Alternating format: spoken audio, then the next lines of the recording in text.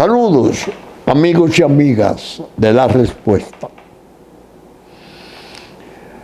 Hoy es un día especial.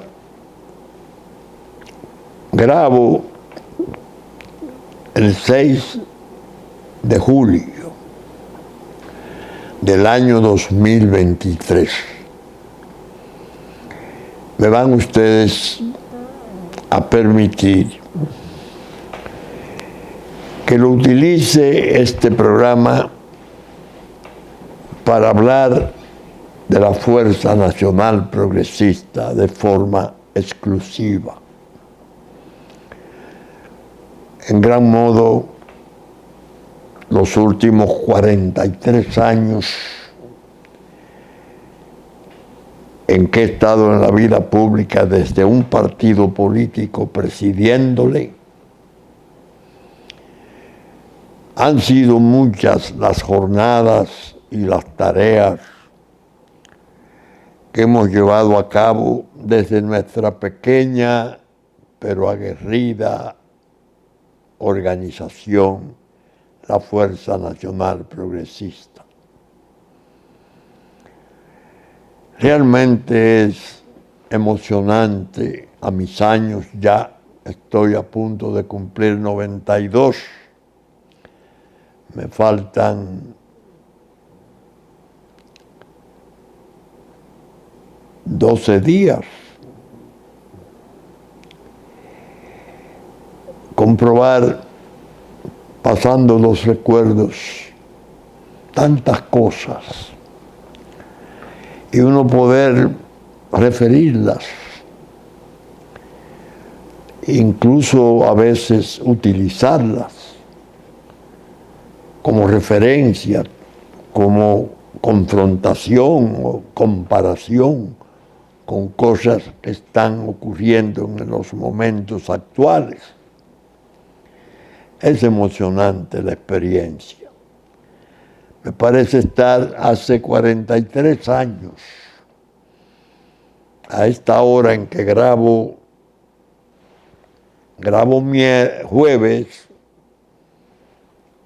jueves 6, y sale el programa domingo 10 de julio. Me parece estar pronunciando aquel discurso de fundación de la Fuerza Nacional Progresista ante 712 dirigentes y militantes del campo, campesinos y dirigentes entusiastas de su causa. Pienso en mis muertos y decir sus nombres hoy no deja de entristecerme. Luis Estrella, Lino Estrella, Germán Pérez, Emilio Lulo, Mario Rodríguez,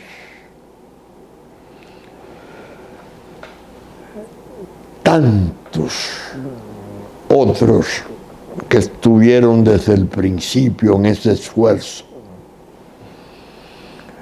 Siempre ruego por el eterno descanso de sus almas.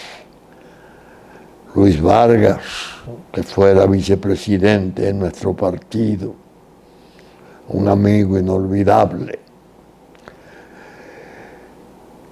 y dirigente político de suma integridad hasta la hora de su muerte.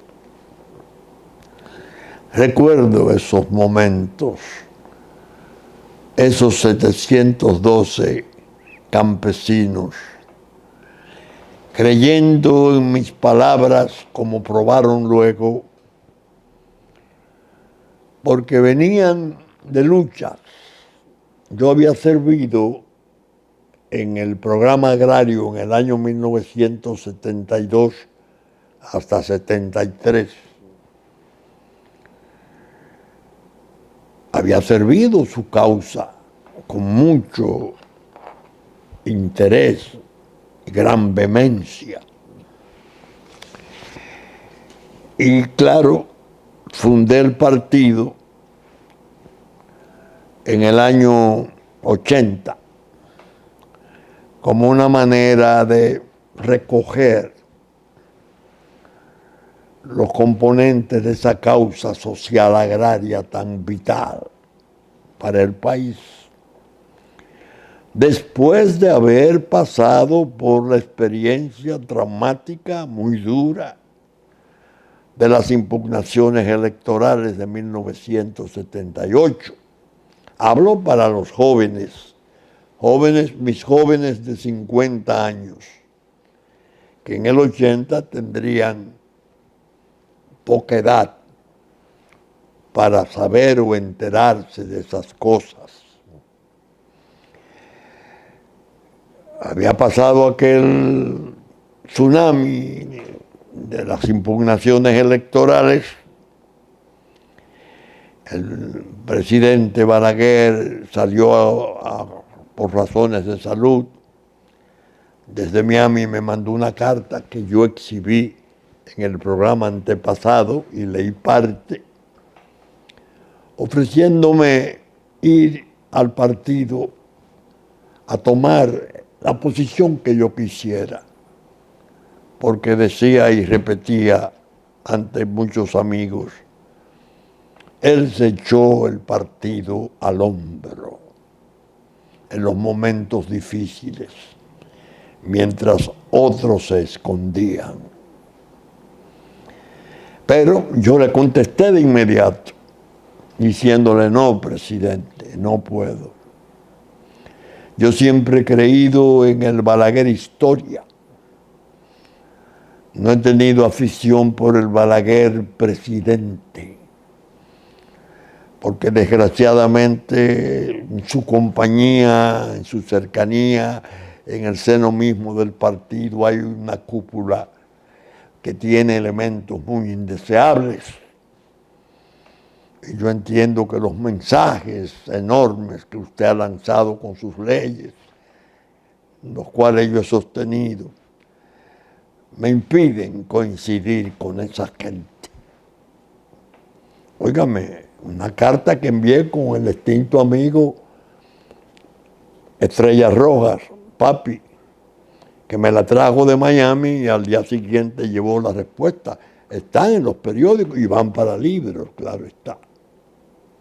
Tanto la de él, doctor Balaguer, como la respuesta mía. Salí y le dije lealmente, presidente, yo voy a fundar un partido.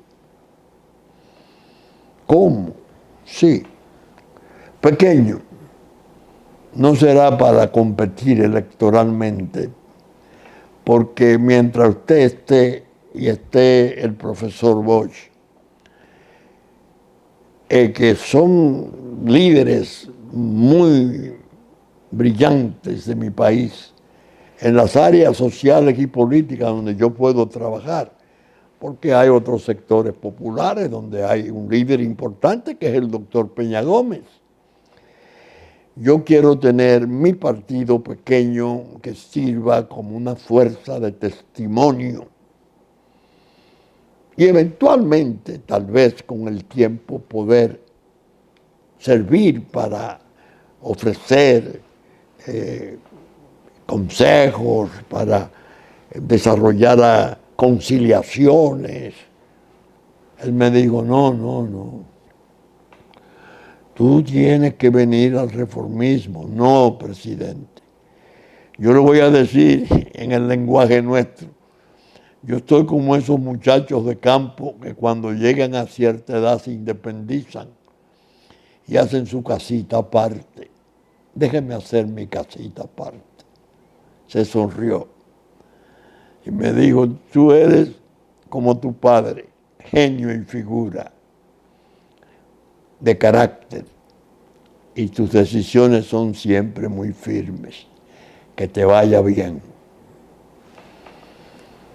Bien, hoy, 10 de julio, el 6, no pude ir al altar de la patria como hace 3 o 4 años por mi aislamiento precautorio con motivo de la pandemia. Me siento realmente conmovido y he creído necesario desplazar incluso las noticias que trato siempre sobre pandemia y guerra y dejar este espacio para ver cómo explico la Fuerza Nacional Progresista, que tiene su escuela política de formación política, que ahora tenemos planes para relanzarla en la propiedad de la familia desde el siglo antepasado, donde estuvieron líderes nacionales tan importantes como Horacio Vázquez, Ramón Cáceres, porque era la familia de mi familia, a raíz de los sucesos del magnicidio del 99, en que el dictador Heró fuera ajusticiado. Y de allá salió la llamada Revolución del Pozo, que tomó el poder y en 1901 fue poder. Mi padre, que venía con eso, también salió en las elecciones de entonces electo diputado. Yo estoy satisfecho con el papel que ha jugado. Y no solo lo digo yo, dos líderes nacionales importantes, ya desaparecidos, nos hicieron breves reconocimientos. Uno, con el cual adversamos rudamente durante un tiempo tormentoso, el extinto doctor José Francisco Peña Gómez, que llegara a Puerto Rico después del 94. Y cuando se le preguntó por qué había perdido las elecciones, él dijo, bueno, me robaron las elecciones, se refería al reformismo. Además nos combatió una fuerza pequeña pero muy aguerrida, se refería a nosotros. Después con don Juan, en el año 93, cuando hicimos un acuerdo de alianza con el Partido de la Liberación Dominicana, don Juan dijo en un momento, la Fuerza Nacional Progresista, una organización, dice, pequeña, pero grande en el patriotismo. Sin contar que el doctor Balaguer tuvo por nosotros una alta estima, al grado de que en 1984, 4 años teníamos de fundado, las relaciones personales nunca se turbaron, pero a distancia. El reformismo había caído en cierta down, se había caído fruto de las elecciones del 82. Y él fue a New York a una gira y me invitó a acompañarle y le acompañé al Partido Reformista y a él. Y él, en un discurso que yo pronuncié en un acto enorme que se celebró en New York, se emocionó mucho porque yo le hice una apelación a su patriotismo, una más. Y evoqué a un poeta chileno que escribió un poema bellísimo, Despedida a orillas de los mástiles, capitán de todos los navíos perdidos, ponte tu traje de tormenta, tus condecoraciones de amores naufragados y coge el timón que cambia el rumbo a las estrellas. Era una manera de decirle que el 84, que había pasado la violencia enorme del levantamiento popular, que fuera aplastado con dureza. él podía ser un hombre de rescate del país. Recuerdo que habían unas reporteras del New York Times y una directiva del New York Times. Joaquín Ricardo era mi compañero de viaje y ellas se asombraban de oírnos a nosotros hablar de la posibilidad de que el doctor Balaguer regresara a poder, y regresó en el 86. Y fue muy cerrada la votación. Se acusó nuevamente de fraude porque ese era el estilo, ¿no? Y yo le escribí al licenciado Magluta una carta memorable, carta de Bicho Castillo a Jacobo Magluta, en el año 1986, en la que yo le hacía un relato de lo que habían sido las impugnaciones del 78. Óigame, y le decía, impugne, licenciado Magluta. Si usted considera que le han robado las elecciones, impugne esta carta a la propia Junta Central Electoral en distintos periodos. Yo le he enviado porque está en un folleto. ¿Por qué yo hago mención de esta carta y de ese tiempo? Como una manera de explicar que he sido muy cuidadoso con mis posiciones. Fui incluso llamado, sin yo pedirlo, ni exigirlo, ni esperarlo, para ser candidato a senador del Partido de la Liberación Dominicana en el año 94, cuando Leonel Fernández fuera candidato a la vicepresidencia del profesor Juan Bosch. Ya habían pasado las elecciones del 90, traumáticas. Don Juan me había llamado para preguntarme si yo podía hacer la defensa de ese fraude, de ese robo de elecciones que él decía que en el 90 Joaquín Balaguer le había hecho. Y recuerden que he dicho en el programa, lo acepto, profesor, lo defiendo, pero hay que sumar las actas, todas las actas, y si nos da un voto de más, impugnamos. La integridad de don Juan, la ética de don Juan, claro, razonable. No pudimos alcanzar eso porque el partido entonces no tenía un grado de organización territorial y evidentemente hubo muchísimas anomalías en distintos centros de votación. Sin embargo, Balaguer siguió siendo un ente político importantísimo y la Fuerza Nacional Progresista fue vital.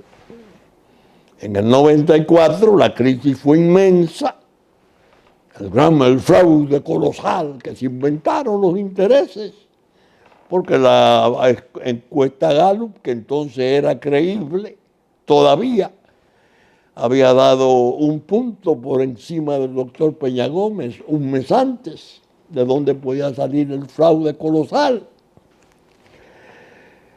A raíz de eso, en el 95, yo pronuncié una conferencia en el Hotel Lina titulada La Nación y los Partidos, en la cual propuse que era necesario formar un frente patriótico, porque los intereses extranjeros habían sido muy drásticos, especialmente Estados Unidos a través del embajador Graham de Canadá, que habían impuesto aquí, bueno, modificaron, la estupraron, le quitaron 2 años a Balaguer porque se había negado a aceptar los campamentos de 19 campamentos de 20.000 habitantes cada uno.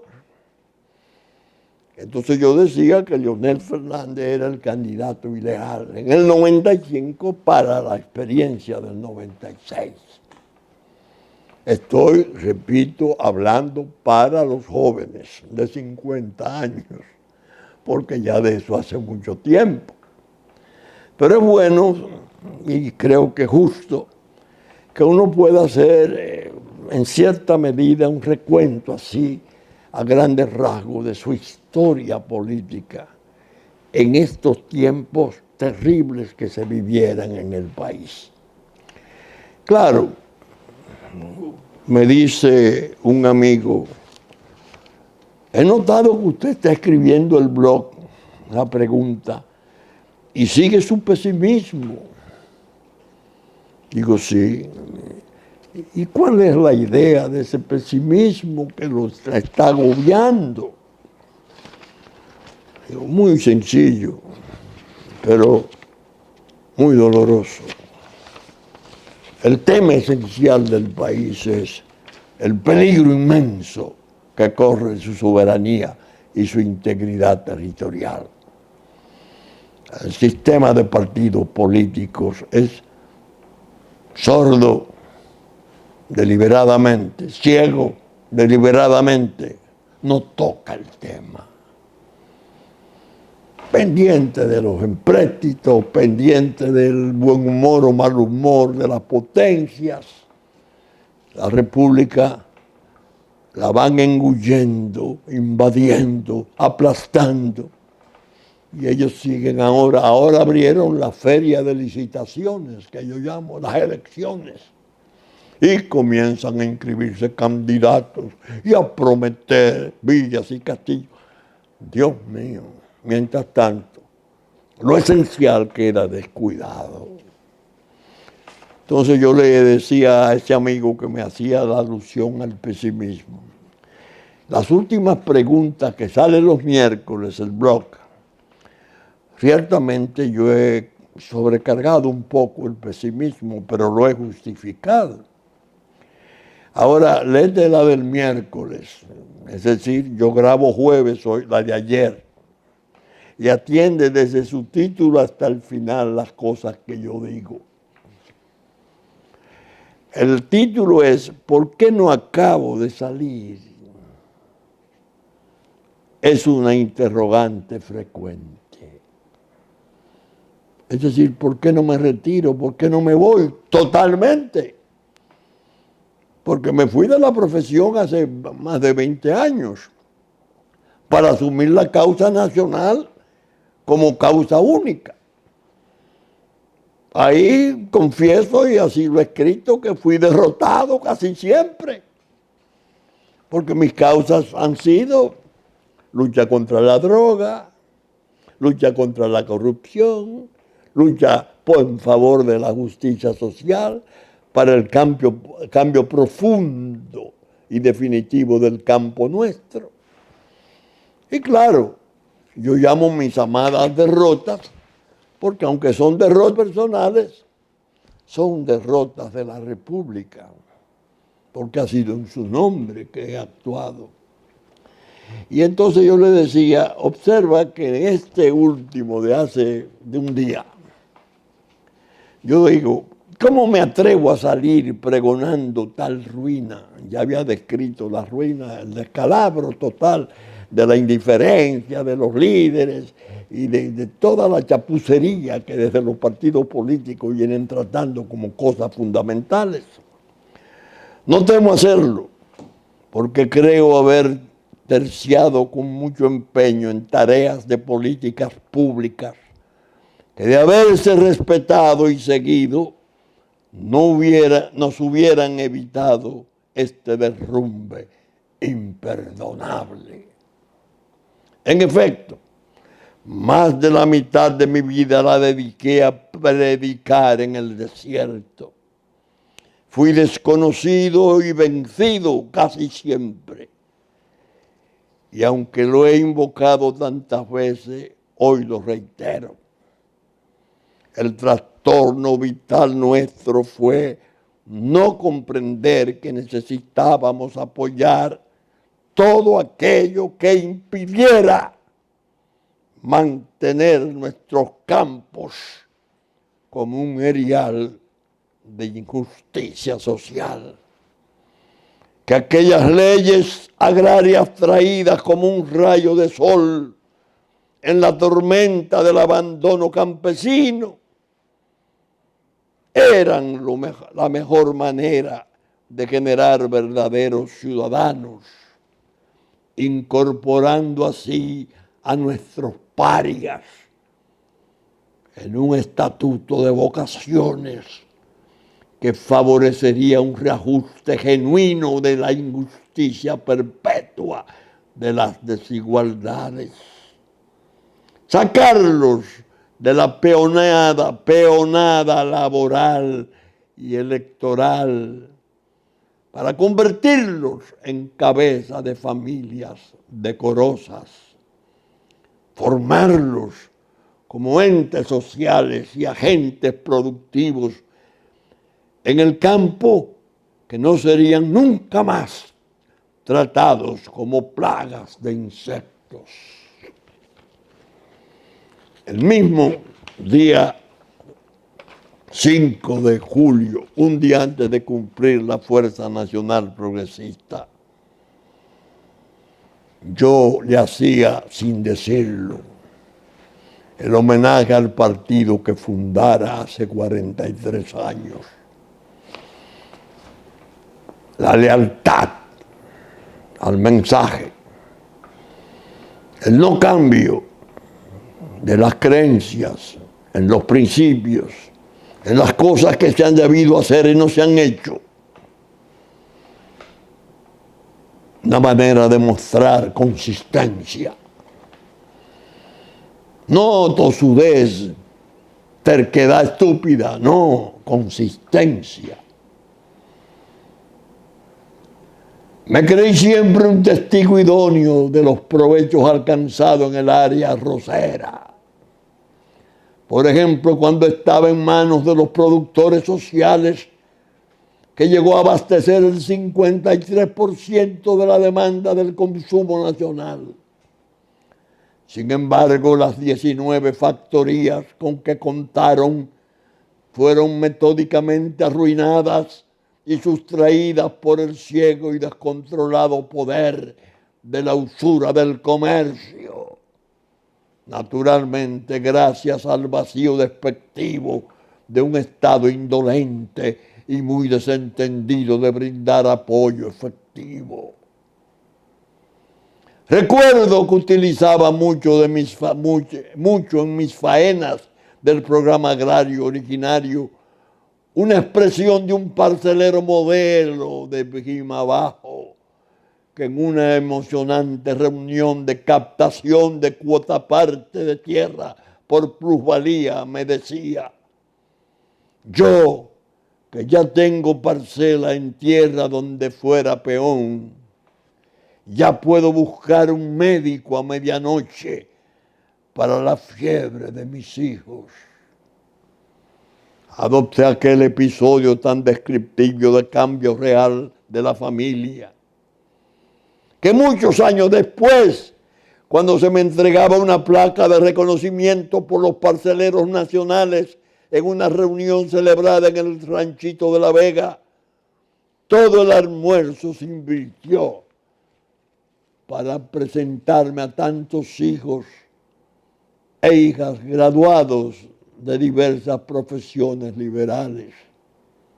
Al hacerlo, los padres se complacían en decirme: Vincho, cuando estuviste allá con la Comisión Agraria, este no había nacido, o esta estaba muy chiquita. Y yo respondía: qué bueno es conocerles ahora tan bien formados. Sin embargo, me ocurrió que en el fondo me sentía ya triste, muy triste, porque aquello se había paralizado, había aumentado el éxodo y el desarraigo, y no vi en las jóvenes y los jóvenes nuevos profesionales interesados por la madre parcela o preparados para proseguir su cultivo. Ha pasado el tiempo y aquellos sueños e ideales de una reforma agraria profunda, luego de ser desvencijados por la apatía y el desinterés de los que mandan en todos los órdenes, se han desvanecido. ahora se comete el error descomunal de una contrarreforma agraria que ya está en la fase de culminación de sus males. La famosa titulación de propiedad que se ha venido dando como una pompa triunfal de los gobernantes que sucedieran a aquel soñador silencioso y taciturno que fuera Balaguer, el autor valeroso de aquella hazaña visionaria. Las leyes eran, a su entender, la mayor garantía de la paz a futuro. Lo cierto es que esa titulación lo que está haciendo es organizar un torrente de adquisiciones de parcelas que van quedando en manos de intereses oscuros del literal de la droga nacional e internacional, así como de los exponentes del testaferrato que ésta mantiene con los capitales nefandos del Haití destrozado. Lentamente están ocupando el territorio en sus partes productivas, dotadas de regadío, mojadas por nuestras presas, que todavía conservan bastante la protección de una flora previsiblemente a destruir por la cultura de candela atávica y sempiterna de los invasores ilegales que han venido protegidos bien por organismos internacionales, pantallas de la geopolítica tradicional, ora por la tolerancia tóxica que ha sabido engendrar la traición en la República. Ese era el tono más o menos hay que leerlo completo el trabajo, que no rebaja su énfasis. Pero hoy, como es el aniversario de la fuerza, mi decisión fue, voy a hablar de esos esfuerzos, de lo que se hizo y lo que se ha venido deshaciendo. Voy a hacerle homenaje a aquel líder valeroso, autor de ese programa agrario, con quien mantuve siempre una relación muy alta de respeto, porque le vi trabajar en la transición del 61, cuando el mundo se venía abajo, el pueblo deseoso de libertad, saliendo de aquel infierno, y ese hombre sereno, recibiendo todos los insultos, todas las vejaciones imaginables. Finalmente, cómo reapareció hasta terminar sus años, lleno de respeto, al grado de que ya ciego y muy anciano, vecino al siglo, en unas elecciones que pronunció 6 palabras porque ya no podía, solo balbuceaba, obtuvo un 24% de los votos. Ahora bien, ¿qué me ocurrió hoy? Que yo, diciéndole a mi auxiliar, doña Grisel, que me procurara estos documentos, ella viene y me dice, ¿usted no sabe lo que encontré? No. Oiga, en el Caribe, el 18 de mayo de 1979,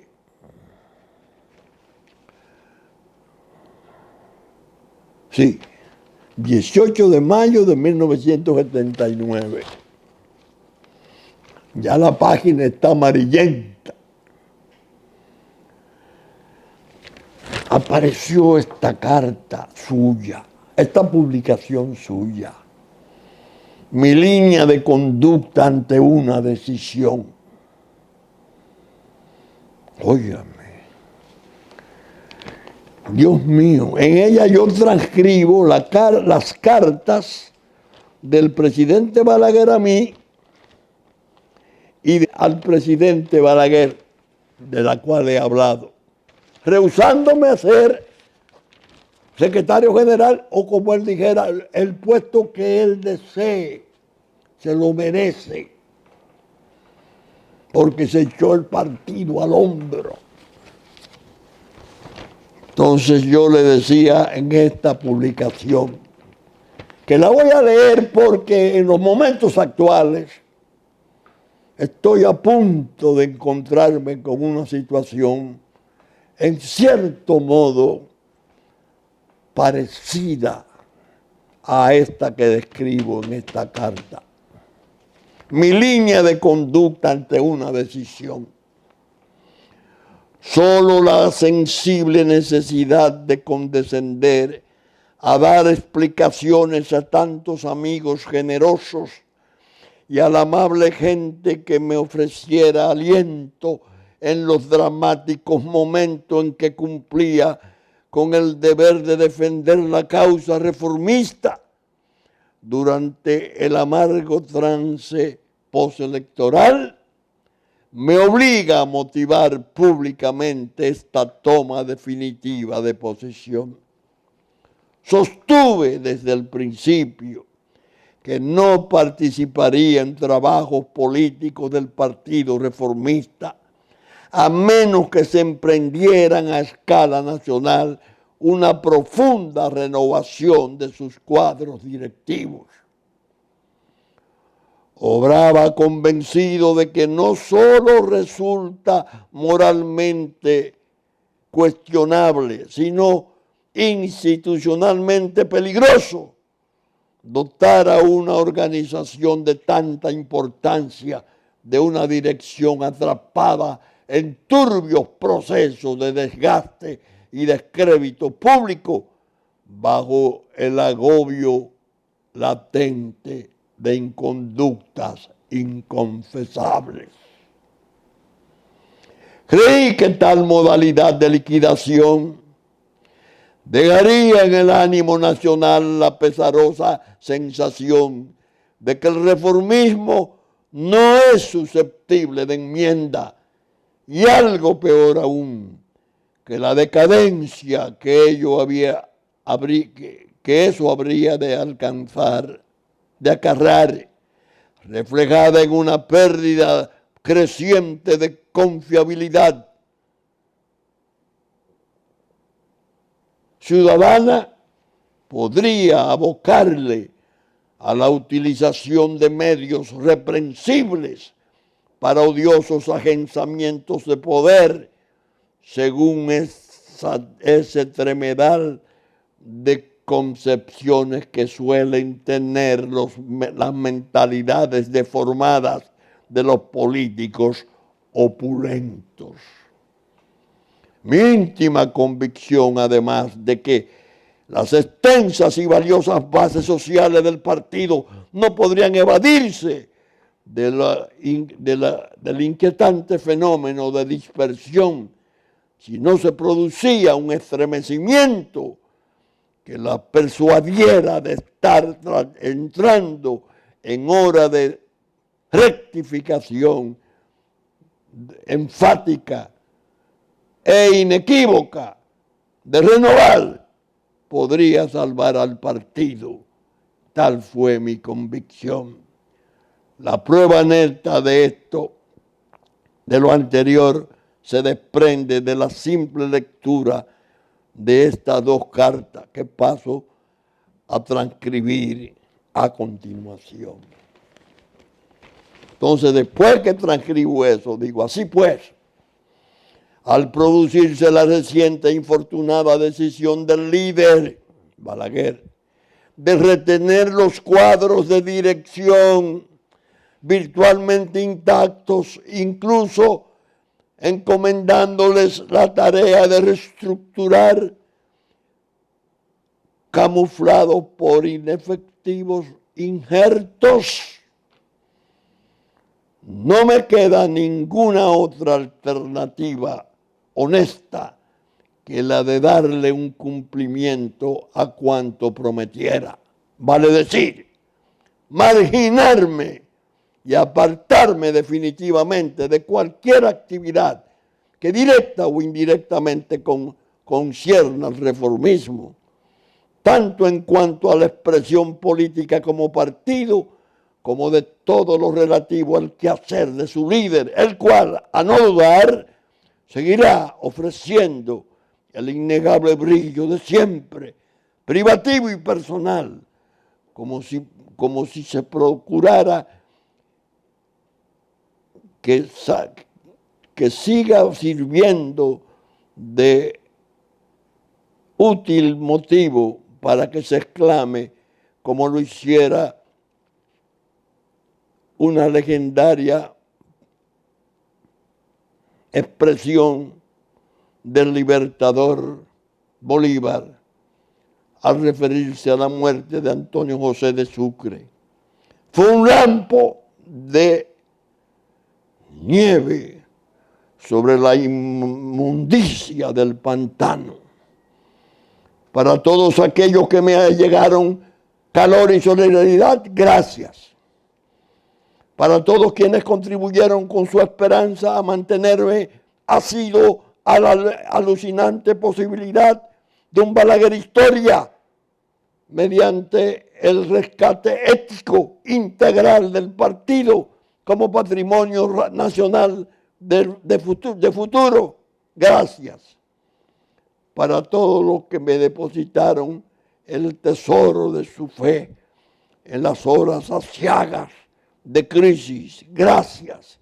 A todos solo les pido que me premien con su creencia en mi desprendimiento, en la limpieza de mis propósitos, en la firmeza de mi lealtad hacia sus credos, en la seguridad de que jamás aguardé contrapartida de ventajas o reconocimientos a mis modestos esfuerzos. Para todos ellos, mi eterna gratitud. Al tomar esta decisión, ¿cómo me siento? Podría recurrir a una pose hipócrita y superflua, disimulatoria de que en verdad mi espíritu viene atravesando por tribulaciones fuertes y que les deseo suerte a todos aquellos que vieron en mi actitud un escollo para implementar una extraña amnistía intrapartidaria capaz de darle cabida a una rara escala de valores que permitiera el uso de recursos tan disímiles y contradictorios como lo son el lucro que chorrea escándalo y el mensaje que encierra la invocación de los principios. Pero sería una enorme inseriedad hacerlo. Por ello, confieso mi pesadumbre y mi decepción al ver el sector social dentro del cual compartimos afares y luchas, especialmente frente a los propósitos de degradación que se esgrimieran en sus filas, en sus duras horas de derrota, emprendan un camino que podría conducirle a un ocaso que, aunque previsible, no debió de ser inexorable.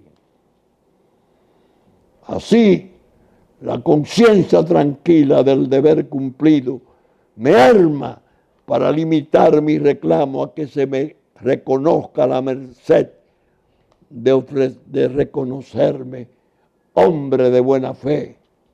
A cambio de ello le doy seguridades de que en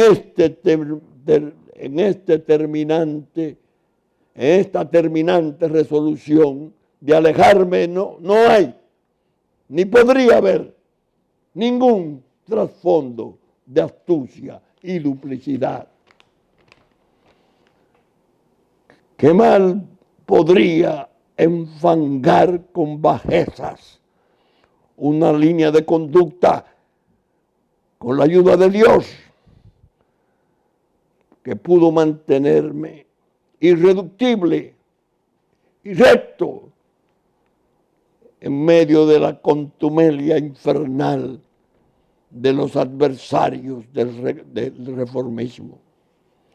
Que así habrá de ser, pese a mi certeza de que ya algunos de los artífices de lo que del escarnio con que se me abatiera el sosiego, se están situando junto a su lecho, tras un biombo de traición y cobardía, para sacramentar su agonía en tinta de brillantes acentos, hecha estéril por su perfidia pecadora.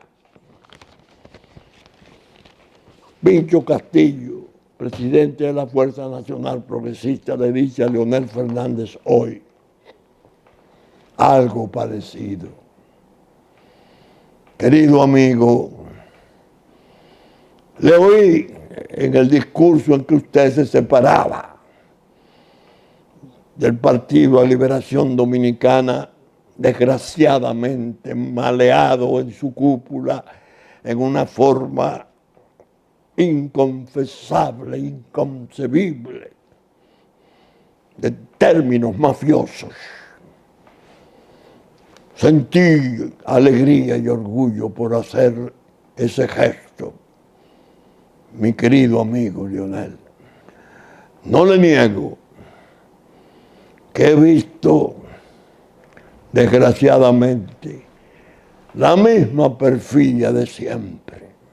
Por ahí andan los que silenciaron totalmente toda defensa en su favor, cuando desde el propio partido en el cual usted ha sido un lujo, se instaló una maquinación terrible para destruirlo moralmente para siempre. No dijeron una palabra. Al contrario, el más opulento se quedó junto a la cúpula, porque ese es un hábitat propio para gente de su calaña. Y ahí anda, maquinando. Ahora mandan a provocar a mi familia, porque nosotros nos opusimos a una alianza con esa crápula de cúpula mafiosa que desgraciadamente sufrió el partido, que reúne la gente más interesante del país y que lo mantiene ahora en una situación de un control siniestro en sus partes, todo buscando llegar al mayo del 24 para aliarse con los peores gánsteres de la política nacional y liquidarlo a usted, amigo, para siempre, apartarlo del poder contra el querer posible de su pueblo. No, es la misma actitud. Es la misma actitud de siempre. Y digo esto no para usted, mi querido amigo, de siempre. Se lo digo a mis hijos, para que reciban esta actitud como una especie de legado. Legado. Un tipo de mensaje con tintes testamentarios, dada mi edad, diciéndoles que mantengan los principios, sostengan las actitudes correctas, obedezcan a sus conciencias, que jamás pasen factura por los servicios prestados a su nación. Tenemos ahora de frente, ellos, y yo en menor grado tal vez, el inmenso trastorno de nuestra soberanía, los peligros enormes de nuestra desaparición como Estado-nación por obra de las fuerzas terribles de la geopolítica, con la complicidad enorme y creciente de la traición de tanta gente de este país que no merece la condición de ser hijos de esta patria. Nosotros debemos de mantener siempre nuestras ideas, nuestras posiciones por encima de todas las conveniencias y ventajas que se sugieran, siempre teniendo para el análisis político un eje, y la República. ¿Cuál es su suerte? ¿Qué es de ella? ¿Me voy aquí? Sí. ¿Y qué puede proponer esa gente en favor de la preservación de nuestra patria? No, muda, maliciosa, renuente, sí. Y es con esa gente que se puede hacer algún tipo de acuerdo. No. Eso es una traición al pueblo. Y nosotros no tenemos por qué incurrir en esa modalidad de la traición. Creo que estas palabras las debo de ofrecer a la memoria de mis amigos ya desaparecidos de la Fuerza Nacional Progresista, que me acompañaron en la fundación del partido y me abrazaron jubilosos en aquel discurso fundacional que conservamos casi como una joya espiritual nuestra, previendo muchas de las cosas que vendrían y ofreciendo el hombro de esa pequeña pero aguerrida y patriótica Fuerza Nacional Progresista. Me excusan ustedes porque tomé el programa para dedicarme a hacer ese recuento de su superficial, porque habría que escribir, se están escribiendo y editando todo el material, los millones de palabras que se han utilizado para expresar y realizar esas conductas. Bien, saben ustedes que estamos saliendo por Supercanal en nuestra versión central, domingo a las 11 de la mañana, por los canales 33 de Claro, 3 del cable, de domingo, que asimismo del Impacto por los canales 52 y 22, 52 Claro, 22 del cable, a las 12 del mediodía, 9 de la noche de domingo, y que estaremos en YouTube a partir de las 12 del mediodía, una vez termine nuestra versión central. Con la gracia de Dios esperamos estar con ustedes el próximo fin de semana en una nueva entrega de Su Respuesta. Muchas gracias y hasta entonces.